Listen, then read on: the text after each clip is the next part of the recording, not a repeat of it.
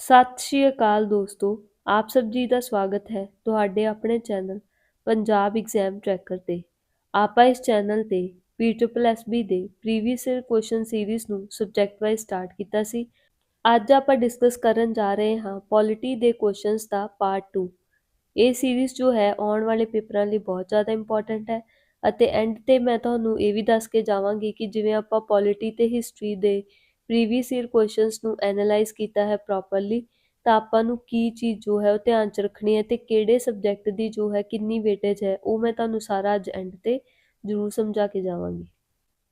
ਇਹ video series ਜੋ ਹੈ ਉਹ ਹਰ ਤਰ੍ਹਾਂ ਦੇ ਲਰਨਰ ਲਈ ਹੈ, ਚਾਹੇ ਤੁਸੀਂ ਅਜੇ ਤਿਆਰੀ ਸਟਾਰਟ ਕੀਤੀ ਹੈ, ਚਾਹੇ ਤੁਸੀਂ ਐਡਵਾਂਸ ਲੈਵਲ ਤੇ ਹੋ। ਇਹ ਸਾਰੇ ਲਰਨਰਸ ਲਈ ਜੋ ਹੈ ਉਹ ਇੰਪੋਰਟੈਂਟ ਹੈ। ਇਸ ਤੋਂ ਇਲਾਵਾ ਆਪਾਂ ਜੋ GS GK ਵਗੈਰਾ ਦੇ ਹੋਰ ਵੀ ਸਬਜੈਕਟ ਜੋ ਹੈ ਉਹਨਾਂ ਦੀ ਜੋ ਹੈ ਸੈਪਰੇਟ ਪਲੇਲਿਸਟ ਬਣਾਵਾਂਗੇ ਹਰੇਕ ਸਬਜੈਕਟ ਦੇ ਪ੍ਰੀਵੀਅਸ ਈਅਰ ਕੁਐਸਚਨਸ ਦੀ, ਅਤੇ ਆਪਾਂ ਕੋਸ਼ਿਸ਼ ਕਰਾਂਗੇ ਕਿ 3 ਵੀਡੀਓ ਜੋ ਹੈ ਉਹ ਹਰ ਹਫਤੇ ਆ ਜਾਣ।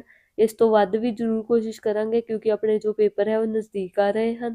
ਅਤੇ ਵੀਡੀਓ ਨੂੰ ਦੇਖਦੇ ਸਮੇਂ ਆਪਣੇ ਕੋਲ ਪੈਨ ਤੇ ਨੋਟਬੁੱਕ ਜ਼ਰੂਰ ਰੱਖੋ ਅਤੇ ਜੋ ਵੀ ਐਕਸਟਰਾ ਕੰਟੈਂਟ ਹੈ ਉਸਨੂੰ ਆਪਣੀ ਨੋਟਬੁੱਕ ਤੇ ਨੋਟ ਕਰਦੇ ਜਾਓ।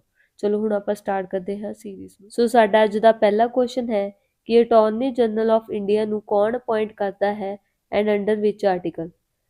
Option A president article 76, option B prime minister article 76, option C home minister article 72, option D chief justice article 72। ਸੋ ਸਾਡਾ ਕਰੈਕਟ ਆਂਸਰ ਹੈ ਆਪਸ਼ਨ A ਪ੍ਰੈਜ਼ੀਡੈਂਟ ਆਰਟੀਕਲ 76। ਸੋ ਜੋ ਅਟਾਰਨੀ ਜਨਰਲ ਆਫ ਇੰਡੀਆ ਹੈ ਉਹ union government ਜੋ ਹੈ ਕੇਂਦਰ ਸਰਕਾਰ ਹੈ ਉਹਨਾਂ ਦਾ ਜੋ ਹੈ ਮੁੱਖ ਕਾਨੂੰਨੀ ਸਲਾਹਕਾਰ ਹੁੰਦਾ ਹੈ ਅਤੇ ਇਹੀ ਜੋ ਹੈ ਪ੍ਰਾਇਮਰੀ ਲਾਇਰ ਹੁੰਦਾ ਹੈ ਸੁਪਰੀਮ ਕੋਰਟ ਆਫ ਇੰਡੀਆ 'ਚ। ਅਤੇ ਅਟਾਰਨੀ ਜਨਰਲ ਨੂੰ ਆਰਟੀਕਲ 76 ਦੇ ਤਹਿਤ ਪ੍ਰੈਜ਼ੀਡੈਂਟ ਆਫ ਇੰਡੀਆ ਅਪਾਇੰਟ ਕਰਦਾ ਹੈ ਅਤੇ ਉਸ ਪਰਸਨ ਨੂੰ ਅਪਾਇੰਟ ਕੀਤਾ ਜਾਂਦਾ ਹੈ ਜੋ ਕਿ ਕੁਆਲੀਫਾਈ ਹੋਵੇ ਟੂ ਬੀ ਅ ਜੱਜ ਆਫ ਸੁਪਰੀਮ ਕੋਰਟ। ਸੋ ਜੋ ਅਟਾਰਨੀ ਜਨਰਲ ਆਫ ਇੰਡੀਆ ਹੈ ਉਹ ਹਾਈਐਸਟ ਲਾਅ ਆਫਿਸਰ ਹੁੰਦਾ ਹੈ ਕੰਟਰੀ ਦਾ, ਅਤੇ ਜੋ ਅਟਾਰਨੀ ਜਨਰਲ ਆਫ ਇੰਡੀਆ ਹੁੰਦਾ ਹੈ ਉਹਨਾਂ ਨੂੰ ਜੋ ਹੈ ਬੋਲਣ ਦੀ ਅਨੁਮਤੀ ਹੁੰਦੀ ਹੈ ਜਾਂ ਫਿਰ ਹਿੱਸਾ ਲੈਣ ਦੀ ਅਨੁਮਤੀ ਹੁੰਦੀ ਹੈ ਦੋਨਾਂ ਹਾਊਸ ਆਫ ਪਾਰਲੀਮੈਂਟਸ, ਚਾਹੇ ਉਹ ਲੋਕ ਸਭਾ ਹੋਵੇ ਚਾਹੇ ਰਾਜ ਸਭਾ। ਪਰ ਜੋ ਹੈ ਰਾਈਟ ਟੂ ਵੋਟ ਜੋ ਹੈ ਉਹ ਨਹੀਂ ਹੁੰਦਾ ਇੱਥੇ ਇਹਨਾਂ ਹਾਊਸਿਸ 'ਚ।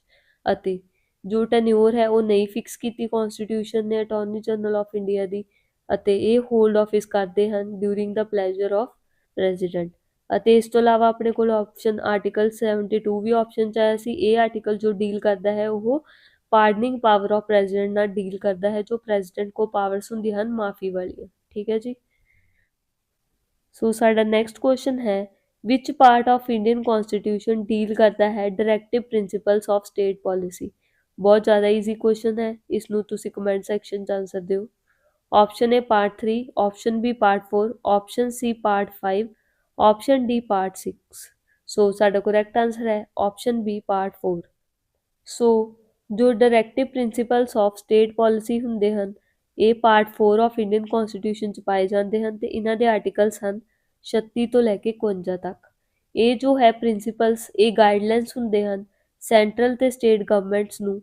ਇਹਨਾਂ ਨੂੰ ਮਾਈਂਡ 'ਚ ਰੱਖ ਕੇ ਹੀ ਜੋ ਦੋਨੋਂ ਗਵਰਨਮੈਂਟਸ ਹੈ ਉਹ ਲਾਜ਼ ਨੂੰ ਜੋ ਹੈ ਫਰੇਮ ਕਰਦੀਆਂ ਹਨ ਤਾਂ ਕਿ ਜੋ ਐਸਟੈਬਲਿਸ਼ ਕਰ ਸਕਣ ਸੋਸ਼ਲ ਤੇ ਇਕਨੋਮਿਕ ਡੈਮੋਕ੍ਰੇਸੀ ਨੂੰ। ਜੋ DPSP ਹਨ ਇਹ ਅਸੀਂ ਬੋਰੋ ਕੀਤੇ ਹਨ ਆਇਰਿਸ਼ ਕੌਂਸਟੀਟਿਊਸ਼ਨ ਤੋਂ, ਅਤੇ ਇਹ ਨੌਨ ਜਸਟਿਸੀਏਬਲ ਹਨ।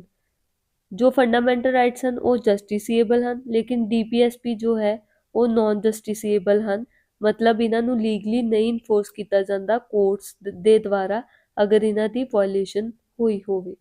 ਉਸ ਤੋਂ ਇਲਾਵਾ ਆਪਣੇ ਕੋਲ ਜੋ ਪਾਰਟ 4 ਹੈ ਉਹ ਡੀਲ ਕਰਦਾ ਹੈ ਫੰਡਾਮੈਂਟਲ ਡਿਊਟੀਜ਼ ਨਾਲ, ਅਤੇ ਫੰਡਾਮੈਂਟਲ ਡਿਊਟੀਜ਼ ਦਾ ਜੋ ਆਰਟੀਕਲ ਹੈ ਉਹ ਹੈ 51A, ਅਤੇ ਇਸ ਨੂੰ ਕਿਹੜੀ ਐਕਟ ਨਾਲ ਐਡ ਕੀਤਾ ਸੀ 42nd ਅਮੈਂਡਮੈਂਟ ਐਕਟ ਆਫ 1976। ਅਤੇ ਡਾਕਟਰ BR ਅੰਬੇਦਕਰ ਨੇ DPSP ਨੂੰ novel features of the Indian constitution ਕਿਹਾ ਹੈ। ਇਹ ਕੁਐਸਚਨ ਤਾਂ ਬਹੁਤ ਜ਼ਿਆਦਾ ਈਜ਼ੀ ਹੈ ਕਿ ਕਿੰਨੇ ਯੂਨੀਅਨ ਟੈਰੀਟਰੀ ਸਨ ਇੰਡੀਆ 'ਚ। Option A 7, option B 10, option C 8, option D 9। ਸੋ ਸਾਡਾ ਕਰੈਕਟ ਆਂਸਰ ਹੈ ਆਪਸ਼ਨ C 8। ਹੁਣ ਕੁਝ ਇੰਪੋਰਟੈਂਟ ਫੈਕਟਸ। ਜੋ ਲਾਰਜੈਸਟ UT ਹੈ ਉਹ ਕਿਹੜੀ ਹੈ ਲਦਾਖ, ਸਮੋਲੈਸਟ ਜੋ ਹੈ ਉਹ ਹੈ ਲਕਸ਼ਦਵੀਪ, ਅਤੇ ਸਿਰਫ ਇਹਨਾਂ UTs ਦਾ ਜੋ ਹੈ ਉਹ ਹੈ ਆਪਣੇ ਕੋਲ legislative assemblies that is Delhi, Puducherry and JNK। So ਸਾਡਾ ਅਗਲਾ ਕੁਐਸਚਨ ਹੈ ਕਿ ਜੋ ਬਜਟ ਹੈ ਉਹ ਪ੍ਰੈਜ਼ੈਂਟ ਕੀਤਾ ਜਾਂਦਾ ਹੈ ਫਾਈਨਾਂਸ ਮਿਨਿਸਟਰ ਦੁਆਰਾ ਕਦੋਂ? Option A February 1, option B February 28, option C March 1, option D March 30। So ਸਾਡਾ ਕਰੈਕਟ ਆਨਸਰ ਹੈ option A February 1। So originally ਕੀ ਹੁੰਦਾ ਸੀ ਸਾਡੇ ਕੋਲ, ਜੋ ਯੂਨੀਅਨ ਬਜਟ ਸੀ ਉਸ ਨੂੰ ਲਾਸਟ ਵਰਕਿੰਗ ਡੇ ਜੋ ਹੁੰਦਾ ਸੀ ਫੈਬਰਰੀ ਦਾ ਉਦੋਂ ਪ੍ਰੈਜ਼ੈਂਟ ਕੀਤਾ ਜਾਂਦਾ ਸੀਗਾ, ਪਰ 2017 ਤੋਂ ਬਾਅਦ ਜੋ ਸਰਕਾਰ ਹੈ ਉਸਨੇ ਇਸ ਨੂੰ ਚੇਂਜ ਕਰ ਦਿੱਤਾ ਹੈ, ਜੋ ਡੇਟ ਫਰਵਰੀ 1 ਹੈ ਉਹ ਫਿਕਸ ਕਰ ਦਿੱਤੀ ਹੈ ਤਾਂ ਕਿ ਜੋ ਹੈ ਬਜਟਰੀ ਜੋ ਹੈ ਪ੍ਰੋਸੈਸ ਹੈ ਉਸਨੂੰ ਕੰਪਲੀਟ ਕੀਤਾ ਜਾ ਸਕੇ ਬਿਫੋਰ ਨਿਊ ਫਾਈਨੈਂਸ਼ੀਅਲ ਈਅਰ, ਜੋ ਕਿ ਕਦੋਂ ਸਟਾਰਟ ਹੁੰਦਾ ਹੈ 1 ਅਪ੍ਰੈਲ ਨੂੰ। ਸੋ 2017 'ਚ ਇੱਕ ਹੋਰ ਰਿਫਾਰਮ ਕੀਤਾ ਗਿਆ ਸੀ ਜੋ ਕਿ ਰੇਲਵੇ ਬਜਟ ਸੀ ਉਸਨੂੰ ਮਰਜ ਕਰ ਦਿੱਤਾ ਸੀਗਾ ਜਨਰਲ ਬਜਟ ਦੇ ਨਾਲ। ਜੋ ਪਹਿਲਾ ਬਜਟ ਸੀ ਇੰਡੀਪੈਂਡੈਂਟ ਇੰਡੀਆ ਦਾ ਉਹ ਪ੍ਰੈਜ਼ੈਂਟ ਕੀਤਾ ਸੀਗਾ ਬਾਏ R.K. ਸ਼ਨਮੁਖਨ ਚੈਟੀ। ਇਹਨਾਂ ਨੂੰ ਜੋ ਹੈ ਪਹਿਲਾ ਬਜਟ ਜੋ ਹੈ ਇੰਡੀਪੈਂਡੈਂਟ ਇੰਡੀਆ ਦਾ ਪ੍ਰੈਜ਼ੈਂਟ ਕੀਤਾ ਸੀਗਾ। ਅਤੇ ਜੋ ਆਰਟੀਕਲ 112 ਹੈ ਉਹ ਡੀਲ ਕਰਦੀ ਹੈ, ਰੈਫਰ ਕਰਦੀ ਹੈ ਬਜਟ ਨੂੰ, ਅਤੇ ਬਜਟ ਨੂੰ ਅਫੀਸ਼ੀਅਲ ਲੈਂਗੁਏਜ ਕੀ ਕਿਹਾ ਜਾਂਦਾ ਹੈ ਆਰਟੀਕਲ 112 ਦੇ ਤਹਿਤ? Annual financial statement. ਸੋ ਸਾਡਾ ਅਗਲਾ ਕੁਐਸਚਨ ਹੈ which of the following is not a fundamental right granted by Indian constitution? Option A right to equality, option B right to freedom, option C right to property, option D right to constitution remedy. So ਸਾਡਾ correct answer ਹੈ option C right to property. ਜੋ originally ਹੈ ਸਾਡੀ ਕॉन्स्टिट्यूशन ਵਿੱਚ 7 fundamental right ਹੁੰਦੇ ਸੀਗੇ including right to property, ਪਰ ਇਹ ਜੋ ਹੈ ਰਾਈਟ ਟੂ ਪ੍ਰੋਪਰਟੀ ਇਸ ਨੂੰ ਰਿਮੂਵ ਕਰ ਦਿੱਤਾ ਗਿਆ ਸੀ ਬਾਈ 44th ਅਮੈਂਡਮੈਂਟ ਐਕਟ ਆਫ 1978। ਇਹ ਵੀ ਪੁੱਛਿਆ ਜਾਂਦਾ ਹੈ ਕੁਐਸਚਨ ਵੀ ਕਿਹੜੀ ਅਮੈਂਡਮੈਂਟ ਨਾਲ ਜੋ ਹੈ ਰਿਮੂਵ ਕੀਤਾ ਸੀਗਾ, ਅਤੇ ਹੁਣ ਇਹ ਜੋ ਹੈ ਇਹ ਲੀਗਲ ਰਾਈਟ ਹੈ ਕਿਹੜੇ ਆਰਟੀਕਲ ਦੇ ਤਹਿਤ? 300A ਦੇ ਤਹਿਤ ਪਾਰਟ 12 ਦੇ ਵਿੱਚ। ਸੋ ਸਾਡਾ ਅਗਲਾ ਕੁਐਸਚਨ ਹੈ ਵੀ ਭਾਰਤ ਦਾ ਸੰਵਿਧਾਨ ਲੋਕ ਸਭਾ ਵਿੱਚ ਵੱਧ ਤੋਂ ਵੱਧ ਕਿੰਨੇ ਮੈਂਬਰਾਂ ਦੀ ਆਗਿਆ ਦਿੰਦਾ ਹੈ? ਆਪਸ਼ਨ ਏ 552, ਆਪਸ਼ਨ ਬੀ 545, ਆਪਸ਼ਨ ਸੀ 543, ਆਪਸ਼ਨ ਡੀ 530। ਸੋ ਸਾਡਾ ਕਰੈਕਟ ਆਨਸਰ ਹੈ ਆਪਸ਼ਨ ਏ 552। ਇਸ 'ਚ ਵੀ ਜੋ ਹੈ ਆਪਣੇ ਕੋਲ ਥੋੜ੍ਹਾ ਜਿਹਾ ਗਲਤ ਆਪਸ਼ਨਸ ਦਿੱਤੇ ਹਨ ਜੋ ਕਿ ਮੈਂ ਤੁਹਾਨੂੰ ਅੱਗੇ ਸਮਝਾਵਾਂਗੀ ਵੀ ਕਿਵੇਂ ਜੋ ਹੈ ਇਹ ਗਲਤ ਆਪਸ਼ਨਸ ਹਨ, ਅਤੇ ਜੋ ਆਪਣੇ ਕੋਲ ਕਲੋਜ਼ਲੀ ਮੈਚ ਕਰਦਾ ਹੈ ਉਹ 552 ਹੈ, ਇਸ ਲਈ ਆਪਾਂ ਆਨਸਰ ਏ ਹੀ ਲਾਵਾਂਗੇ। ਆਹ ਲਾਈਨਸ ਇੱਕ ਵਾਰੀ ਜਸਟ ਰੀਡ ਕਰ ਲਓ ਵੀ ਮੈਕਸਿਮਮ ਸਟਰੈਂਥ ਕॉन्स्टिट्यूशन ਦੇ ਅਕੋਰਡਿੰਗ ਕਿੰਨੀ ਸੀਗੀ? 552 ਸੀਗੀ ਪਹਿਲਾਂ, ਜਿਸ ਵਿੱਚ 530 ਮੈਂਬਰ ਹੁੰਦੇ ਸੀ ਸਟੇਟਸ ਦੇ ਰਿਪਰੈਜ਼ੈਂਟ ਕਰਦੇ, 20 ਮੈਂਬਰਸ ਯੂਟੀ ਨੂੰ ਰਿਪਰੈਜ਼ੈਂਟ ਕਰਦੇ, ਅਤੇ 2 ਜੋ ਹੈ ਐਂਗਲੋ ਇੰਡੀਅਨ ਕਮਿਊਨਿਟੀ, ਜੋ ਕਿ ਹੁਣ ਜੋ ਹੈ ਰਿਮੂਵ ਕਰ ਦਿੱਤੇ ਗਏ ਹਨ। ਇਹ ਜੋ ਹੈ ਨੋਮੀਨੇਸ਼ਨ ਇਹ ਖਤਮ ਕਰ ਦਿੱਤੀ ਗਈ ਹੈ। ਜੋ ਸਾਡੇ ਕੋਲ 104th ਅਮੈਂਡਮੈਂਟ ਐਕਟ ਸੀ ਉਸਨੇ ਨੋਮੀਨੇਸ਼ਨ ਜੋ ਆਪਾਂ ਕਰਦੇ ਸੀ 2 ਐਂਗਲੋ ਇੰਡੀਅਨ ਮੈਂਬਰਸ ਦੀ ਪ੍ਰੈਜ਼ੀਡੈਂਟ ਦੁਆਰਾ ਉਹ ਡਿਸਕੰਟੀਨਿਊ ਕਰ ਦਿੱਤੀ ਸੀਗੀ। ਠੀਕ ਹੈ ਜੀ, ਇਹ ਕਦੋਂ ਅਮੈਂਡਮੈਂਟ ਪਾਸ ਹੋਈ ਸੀਗੀ? 2019 'ਚ। ਠੀਕ ਹੈ ਜੀ, ਹੁਣ ਮੈਕਸਿਮਮ ਸਟਰੈਂਥ ਕਿੰਨੀ ਹੋ ਗਈ ਹੈ ਇਸ ਅਮੈਂਡਮੈਂਟ ਤੋਂ ਬਾਅਦ? 550। ਇਹ ਵੀ ਇੰਪੋਰਟੈਂਟ ਅਮੈਂਡਮੈਂਟ ਹੈ, ਬਹੁਤ ਵਾਰੀ ਐਗਜ਼ਾਮ 'ਚ ਪੁੱਛੀ ਗਈ ਹੈ ਕਿ ਕਿਸ ਅਮੈਂਡਮੈਂਟ ਜੋ ਹੈ ਉਹ ਜੋ ਹੈ ਨੋਮੀਨੇਟ ਕਰਨਾ 2 ਐਂਗਲੋ ਇੰਡੀਅਨ ਮੈਂਬਰਸ ਨੂੰ ਡਿਸਕੰਟੀਨਿਊ ਕਰ ਦਿੱਤਾ ਸੀਗਾ। ਹੁਣ ਕਰੰਟ ਸਟਰੈਂਥ ਕਿੰਨੀ ਹੈ ਲੋਕ ਸਭਾ ਦੀ? 543, ਅਤੇ ਸਟਰੈਂਥ ਜੋ ਹੈ ਰਾਜ ਸਭਾ ਦੀ ਮੈਕਸਿਮਮ ਉਹ ਕਿੰਨੀ ਹੁੰਦੀ ਹੈ? 250। ਸੋ ਸਾਡਾ ਅਗਲਾ ਕੁਐਸਚਨ ਮੋਸਟਲੀ ਕਰੰਟ ਅਫੇਅਰ 'ਚੋਂ ਹੀ ਹੈ, ਪੋਲਿਟੀ ਦੇ ਨਾਲ ਰਿਲੇਟਡ ਹੈ, ਇਸ ਕਰਕੇ ਮੈਂ ਵੀਡੀਓ 'ਚ ਪਾ ਦਿੱਤਾ ਸੀਗਾ। ਪੋਲਿਟੀ ਐਂਡ ਗਵਰਨੈਂਸ ਦੇ ਨਾਲ ਰਿਲੇਟਡ ਸੀ ਇਹ, ਕਿ ਕਿਹੜੀ ਡੇਟ ਨੂੰ ਜੋ ਹੈ ਗੁੱਡ ਗਵਰਨੈਂਸ ਡੇ ਜੋ ਹੈ ਉਹ ਓਬਜ਼ਰਵ ਕੀਤਾ ਜਾਂਦਾ ਹੈ ਹਰੇਕ ਸਾਲ? Option A October 2, option B January 1, option C December 26, option D December 25। So ਸਾਡਾ ਕਰੈਕਟ ਆਨਸਰ ਹੈ ਆਪਸ਼ਨ ਡੀ ਦਸੰਬਰ 25। ਜੋ ਗੁੱਡ ਗਵਰਨੈਂਸ ਡੇ ਹੈ ਉਹ ਹਰੇਕ ਸਾਲ ਦਸੰਬਰ 25 ਨੂੰ birth anniversary of farmer prime minister Atal Bihari Vajpayee ਵਾਲੇ ਦਿਨ ਮਨਾਇਆ ਜਾਂਦਾ ਹੈ। ਇਸ ਦਿਨ ਨੂੰ 2014 'ਚ ਐਸਟੈਬਲਿਸ਼ ਕੀਤਾ ਗਿਆ ਸੀ, ਅਤੇ ਇਸ ਦਿਨ ਦਾ ਉਦੇਸ਼ ਕੀ ਹੈ? ਜੋ ਦੇਸ਼ ਦੇ ਸਿਟੀਜ਼ਨ ਹਨ ਉਹਨਾਂ ਦੀ ਜੋ ਹੈ ਸਰਕਾਰ ਦੀ ਜਵਾਬਦੇਹੀ ਬਾਰੇ ਉਹਨਾਂ ਨੂੰ ਜਾਗਰੂਕਤਾ ਉਹਨਾਂ ਦੇ ਅੰਦਰ ਪੈਦਾ ਕਰਨਾ, ਅਤੇ ਔਨਰ ਕਰਨਾ ਲੀਗੇਸੀ ਆਫ ਪ੍ਰਾਈਮ ਮਿਨਿਸਟਰ ਜੋ ਸੀ ਸਾਡੇ ਵਾਜਪਾਈ ਦੀ। ਸੋ ਸਾਡਾ ਅਗਲਾ ਕੁਐਸਚਨ ਹੈ ਕਿ ਕਿਹੜਾ ਮਿਲਟਰੀ ਆਪਰੇਸ਼ਨ ਚਲਾਇਆ ਗਿਆ ਸੀਗਾ for liberation of Goa? Option A operation Meghdoot, option B operation Blue Star, option C operation Vijay, option D operation Trident. So ਸਾਡਾ ਕਰੈਕਟ ਆਨਸਰ ਹੈ option C operation Vijay. So ਜੋ ਆਪਰੇਸ਼ਨ ਵਿਜੇ ਸੀਗਾ ਇਹ ਆਰਮਡ ਐਕਸ਼ਨ ਸੀਗਾ ਬਾਈ ਇੰਡੀਅਨ ਆਰਮਡ ਫੋਰਸ, ਜੋ ਇਸਨੇ ਕੀ ਖਤਮ ਕਰ ਦਿੱਤਾ ਸੀਗਾ 451 ਸਾਲਾਂ ਦਾ ਪੋਰਤਗੀਜ਼ ਰਾਜ ਜੋ ਸੀ ਸਾਡੇ ਇੰਡੀਆ ਤੇ। ਇਹ ਆਪਰੇਸ਼ਨ ਕਦੋਂ ਹੋਇਆ ਸੀ? ਦਸੰਬਰ 1961। ਅਤੇ ਇਸ ਤੋਂ ਬਾਅਦ ਸਾਡੇ ਕੋਲ ਕੌਣ ਆਜ਼ਾਦ ਹੋ ਗਿਆ ਸੀ? ਗੋਆ, ਦਮਨ ਐਂਡ ਦਿਊ। ਅਤੇ ਇਹਨਾਂ ਨੂੰ ਕਿਹਦੇ ਵਿੱਚ ਐਡ ਕਰ ਲਿਆ ਗਿਆ ਸੀ? ਸ਼ਾਮਲ ਕਰ ਲਿਆ ਗਿਆ ਸੀ ਇੰਡੀਅਨ ਯੂਨੀਅਨ 'ਚ। ਸੋ ਜੋ ਆਪਸ਼ਨਸ ਆਪਰੇਸ਼ਨਸ ਦਿੱਤੇ ਸੀ ਉਹਨਾਂ ਬਾਰੇ ਮੈਂ ਤੁਹਾਨੂੰ ਥੋੜਾ ਦੱਸ ਦਿੰਦੀ ਹਾਂ। ਆਪਰੇਸ਼ਨ ਬਲੂ ਸਟਾਰ ਸਾਰਿਆਂ ਨੂੰ ਪਤਾ ਹੀ ਹੈ ਪੰਜਾਬੀਆਂ ਨੂੰ, ਜੋ ਕਿ ਗੋਲਡਨ ਟੈਂਪਲ ਵਿੱਚ ਹੋਇਆ ਸੀਗਾ। ਆਪਰੇਸ਼ਨ ਮੇਘਦੂਤ 1984, ਇਹ ਕਿਉਂ ਲਾਂਚ ਕੀਤਾ ਸੀਗਾ? ਕੰਟਰੋਲ ਲੈਣਾ ਸੀਗਾ ਆਪਾਂ ਸਾਈਚਿਨ ਗਲੇਸ਼ੀਅਰ ਦਾ ਕਸ਼ਮੀਰ 'ਚ, ਠੀਕ ਹੈ ਜੀ।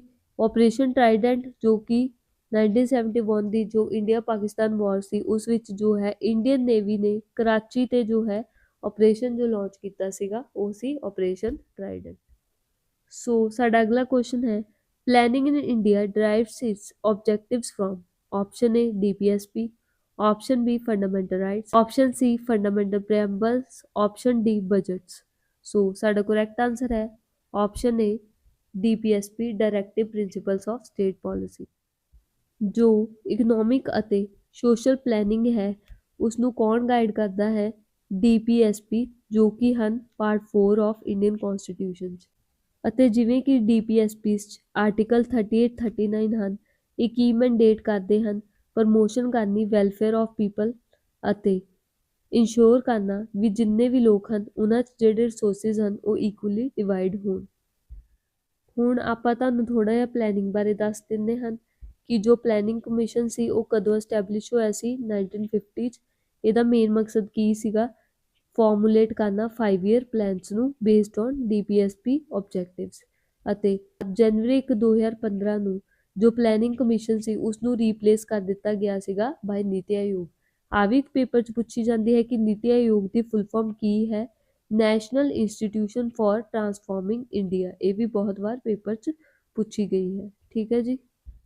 ਸੋ ਸਾਡਾ ਅਗਲਾ ਕੁਐਸਚਨ ਹੈ ਜੋ ਕਿ ਰੀਸੈਂਟਲੀ ਅਕਾਊਂਟੈਂਟ ਦਾ ਪੇਪਰ ਹੋਇਆ ਸੀ ਉਸ 'ਚ ਪੁੱਛਿਆ ਗਿਆ ਸੀ। ਇਹ ਕੁਐਸਚਨ ਤਾਂ ਬਹੁਤ ਹੀ ਈਜ਼ੀ ਹੈ, ਇਸ ਨੂੰ ਤੁਸੀਂ ਆਨਸਰ ਦਿਓ ਕਮੈਂਟ ਸੈਕਸ਼ਨ 'ਚ ਕਿ ਜਿਹੜਾ ਲੋਅਰ ਹਾਊਸ ਆਫ ਪਾਰਲੀਮੈਂਟ ਹੈ ਉਹ ਕਿਹੜਾ ਹੈ? ਰਾਜ ਸਭਾ, ਲੋਕ ਸਭਾ, ਵਿਧਾਨ ਸਭਾ, ਵਿਧਾਨ ਪਰਿਸ਼ਦ। ਸੋ ਇਸ ਦਾ ਕਰੈਕਟ ਆਨਸਰ ਤੁਹਾਨੂੰ ਸਾਰਿਆਂ ਨੂੰ ਪਤਾ ਹੀ ਹੈ ਆਪਸ਼ਨ ਬੀ ਲੋਕ ਸਭਾ। ਸੋ ਜੋ ਇੰਡੀਅਨ ਪਾਰਲੀਮੈਂਟ ਹੈ ਉਸ 'ਚ 2 ਹਾਊਸਿਸ ਹਨ, ਲੋਕ ਸਭਾ ਤੇ ਰਾਜ ਸਭਾ। ਜੋ ਲੋਕ ਸਭਾ ਹੈ ਇਸ ਨੂੰ ਲੋਅਰ ਹਾਊਸ ਵੀ ਕਿਹਾ ਜਾਂਦਾ ਹੈ, ਹਾਊਸ ਆਫ ਪੀਪਲ ਵੀ ਕਿਹਾ ਜਾਂਦਾ ਹੈ। ਇਸ ਨੂੰ ਕਿਉਂ ਕਿਹਾ ਜਾਂਦਾ ਹੈ ਹਾਊਸ ਆਫ ਪੀਪਲ? ਕਿਉਂਕਿ ਲੋਕ ਜੋ ਹੈ ਉਹ ਡਾਇਰੈਕਟਲੀ ਇਲੈਕਟ ਹੁੰਦੇ ਹਨ ਪੀਪਲ ਦੁਆਰਾ on the basis of adult suffrage. ਉਹੀ ਵੀ ਜੋ 18 ਸਾਲ ਤੋਂ ਉੱਪਰ ਹੈ ਉਹ ਵੋਟ ਪਾ ਕੇ ਜੋ ਹੈ ਡਾਇਰੈਕਟਲੀ ਜੋ ਹੈ ਲੋਕ ਸਭਾ 'ਚ ਮੈਂਬਰ ਜੋ ਹੈ ਉਹ ਆਪਣੇ ਭੇਜੇਗਾ। ਸੋ ਜੋ ਆਪਸ਼ਨ 'ਚ ਰਾਜ ਸਭਾ ਦਿੱਤਾ ਸੀਗਾ ਉਹਨੂੰ ਕੀ ਕਹਿੰਦੇ ਹਨ? ਅਪਰ ਹਾਊਸ, ਕੌਂਸਲ ਆਫ ਸਟੇਟ ਵੀ ਕਹਿੰਦੇ ਹਨ। ਇਹ ਪਰਮਾਨੈਂਟ ਬੋਡੀ ਹੁੰਦੀ ਹੈ, ਇਸ ਹਾਊਸ ਨੂੰ ਡਿਸੋਲਵ ਨਹੀਂ ਕੀਤਾ ਜਾ ਸਕਦਾ। ਇਸ ਤੋਂ ਇਲਾਵਾ ਟਰਮ ਆਫ ਲੋਕ ਸਭਾ ਕਿੰਨੀ ਹੁੰਦੀ ਹੈ? 5 ਸਾਲ। ਇਸ ਨੂੰ ਪਹਿਲਾਂ ਵੀ ਡਿਸੋਲਵ ਕੀਤਾ ਜਾ ਸਕਦਾ ਹੈ। ਕੌਣ ਕਰ ਸਕਦਾ ਹੈ ਇਸ ਨੂੰ ਡਿਸੋਲਵ ਪਹਿਲਾਂ? ਪ੍ਰੈਜ਼ੀਡੈਂਟ। ਉਸ ਤੋਂ ਇਲਾਵਾ ਜੋ ਮੈਕਸਿਮਮ ਸਟਰੈਂਥ ਹੈ ਲੋਕ ਸਭਾ ਦੀ ਉਹ ਹੈ 550। ਪਹਿਲਾਂ ਸਾਡੇ ਕੋਲ 552 ਹੁੰਦੀ ਸੀ ਬਟ ਲੇਟਰ ਔਨ ਜੋ ਹੈ 104th ਅਮੈਂਡਮੈਂਟ ਜੋ ਹੈ ਪਾਸ ਹੋਈ, ਉਸ ਤੋਂ ਬਾਅਦ ਸਾਡੇ ਕੋਲ ਕੀ ਰਹਿ ਗਈ? Strength 550 maximum. ਤੇ ਜੋ ਆਪਸ਼ਨ 'ਚ ਸਾਡੇ ਕੋਲ ਵਿਧਾਨ ਸਭਾ ਤੇ ਵਿਧਾਨ ਪਰਿਸ਼ਦ ਦਿੱਤਾ ਸੀਗਾ ਇਹ ਜੋ ਹੈ ਸਟੇਟ ਲੈਵਲ, ਜਿਵੇਂ ਕਿ ਜਿੱਦਾਂ ਆਪਣੇ ਕੋਲ ਯੂਨੀਅਨ ਲੈਵਲ ਤੇ ਕੀ ਹੈ? ਲੋਕ ਸਭਾ ਤੇ ਰਾਜ ਸਭਾ, ਇਵੇਂ ਹੀ ਸਟੇਟ ਲੈਵਲ ਤੇ ਸਾਡੇ ਕੋਲ ਕੀ ਹੈ?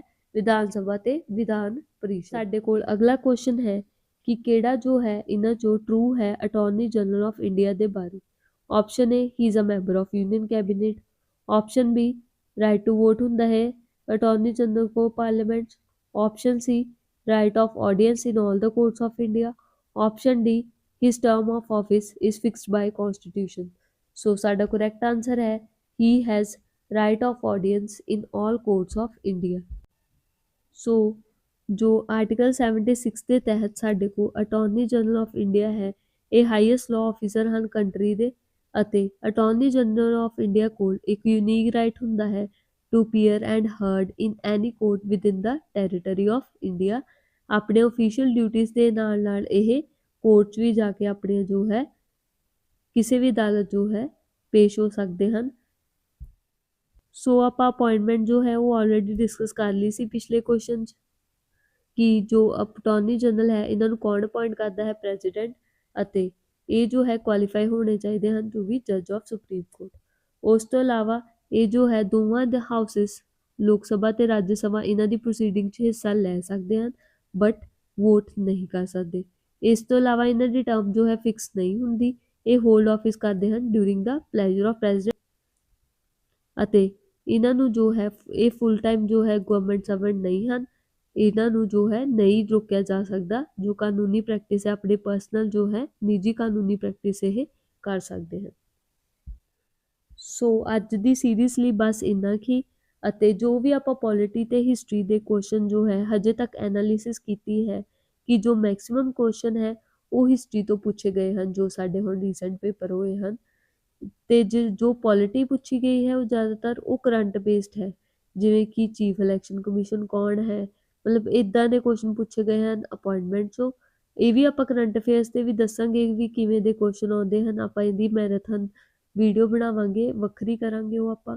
ਅਤੇ ਜੋ ਮੈਕਸਿਮਮ ਕੁਐਸਚਨ ਹੈ ਉਹ ਹਿਸਟਰੀ ਦੇ ਸਟੈਟਿਕ ਪਾਰਟ 'ਚੋਂ ਪੁੱਛੇ ਗਏ ਹਨ, ਪੋਲਿਟੀ ਦੇ ਜ਼ਿਆਦਾ ਕਰੰਟ ਬੇਸਡ ਹੀ ਹਨ ਜੋ ਕੁਐਸਚਨ ਆ। ਇੱਥੇ ਮੈਂ ਤੁਹਾਡੇ ਧਿਆਨ 'ਚ ਇਹ ਵੀ ਲਿਆਉਣਾ ਚਾਹਾਂਗੀ ਜਿੱਦਾਂ ਆਪਾਂ ਹਿਸਟਰੀ 'ਚ ਜੋ ਹੈ ਪੋਲਿਟੀ ਨਾਲੋਂ ਜਿੱਦਾਂ ਪੇਪਰ ਜੋ ਹੈ ਉਹ ਘੱਟ ਹੀ ਕਵਰ ਕੀਤੇ ਹਨ, ਬਟ ਦੇਖ ਲਓ ਉਹਦੇ ਆਪਣੇ ਕੋਲ I think 4 to 5 parts cover ਹੋਏ ਹਨ ਵੀਡੀਓ 'ਚ, ਅਤੇ ਪੋਲਿਟੀ 'ਚ ਮੈਂ ਸਗੋਂ ਵੱਧ ਪੇਪਰ ਕਵਰ ਕੀਤੇ ਹਨ, ਅਤੇ ਬਟ ਇਹ ਜੋ ਹੈ ਇਹ 2 ਪਾਰਟਸ 'ਚ ਹੀ ਫਿਨਿਸ਼ ਹੋ ਗਈ ਹੈ। ਇੱਥੇ ਹਿਸਾਬ ਲਾ ਲਓ ਕਿ ਜ਼ਿਆਦਾ ਜੋ ਕੁਐਸਚਨ ਹੈ ਉਹ ਹਿਸਟਰੀ 'ਚੋਂ ਹੀ ਆ ਰਹੇ ਹਨ।